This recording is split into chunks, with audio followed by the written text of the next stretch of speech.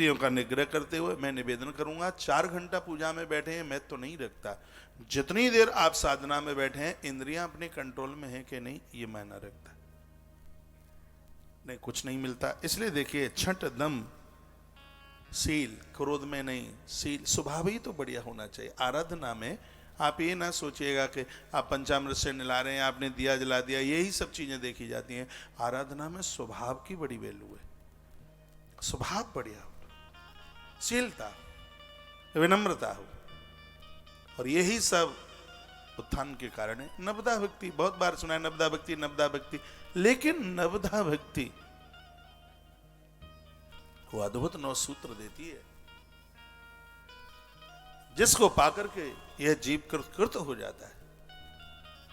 आनंद, नवदा का अर्थ होता है कि 9 चीजें हमारे अंदर स्थापित हो जाएं। और आगे की बात कही गई है, निरत निरंतर सज्जन। ये बड़ी मार्मिक बात है। निरत निरंतर, रोजाना। ये नहीं कि जी इस मंगलवार को तो आपने हनुमान जी को 108 चढ़ा दिए, फिर 2 साल हनुमान याद ही नहीं आते। और प्राय ऐसा भी होता है।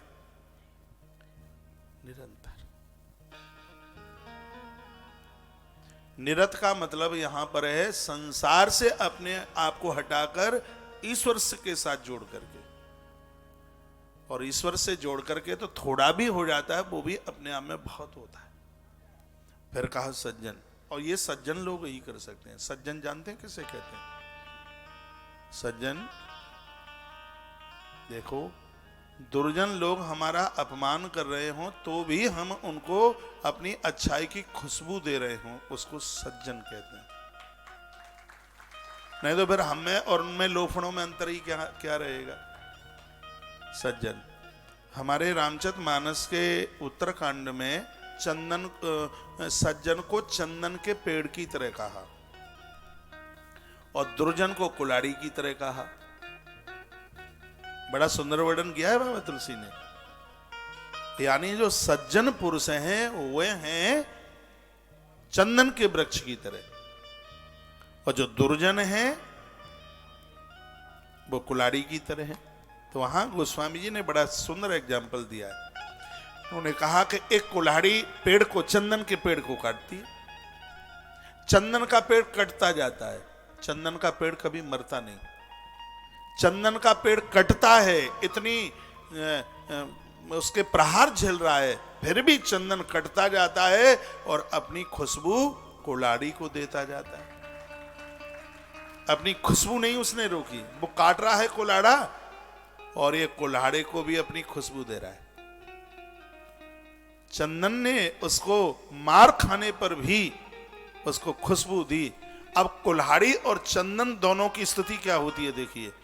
जो चंदन मार खा करके, प्रहार झेल करके चंदन उस कुल्हाड़ी को खुशबू देता रहा, उस चंदन की स्थिति यह हुई कि वो बाजार में अनमोल बिका। बहुत महंगा है चंदन, 2800 रुपया किलो है।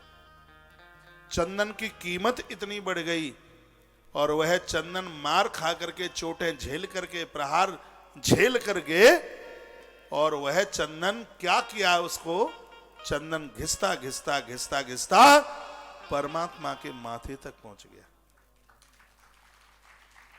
ईश्वर के मस्तिष्क की शोभा बनाने लगा चंदन। उसने प्रहार झेले कुल्हाड़ी के, और आप में ऐसे बहुत जन हैं जिन्होंने समाज के बड़े प्रहार झेले हैं। मेरी बहनें, आपने घरों में बड़े बड़े प्रहार झेले हैं, लेकिन चंदन की तरह इस घर के लोगों को मुस्कुराहट देते रहे ना, अंत में तुम भगवान के श्रृंगार बन जाओगे, ईश्वर की रौनक बन जाओगे, तुम्हारा कुछ नहीं कभी बिगड़ेगा। ये दुर्जन बहुत उत्पात करेंगे, लेकिन इनके लिए भी हृदय से आशीर्वाद देते रहना, इन्हें श्राप मत देना। चंदन बने, चंदन ने मार खाई, प्रहार झेला, तो चंदन तो परमात्मा के माथे पर ईश्वर की रौनक बढ़ा रहा था। चंदन बड़भागी हो गया क्योंकि उसे ईश्वर के श्रृंगार में आ गया। लेकिन कुल्हाड़ी का क्या हुआ? जिस कुल्हाड़ी ने चंदन को काटा, उस कुल्हाड़ी की धार मुड़ गई।